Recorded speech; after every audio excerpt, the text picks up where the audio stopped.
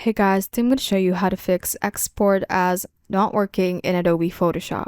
First, go to the Edit tab at the top left and let's go to Preferences and we go to the Plugin section. In here, under Legacy Extensions, make sure that Load Extension Panels is checked like this and just hit OK to save. Once you have done that, restart Photoshop, close it, and open it back up again. Once you have restarted it, reopen your project and try to export again by going to the File, Export, and Export As. If that does not work, let's go to the Edit tab again, go to Preferences, and let's go to General. Click on Reset Preferences on Quit and click on OK. And again, close the Photoshop app and launch it back up again. And check if that solved your problem. If that did not work, let's go to the Edit tab again, go to Preferences, and go to the Plugin section. In here, we uncheck Allow Extensions to Connect to the Internet.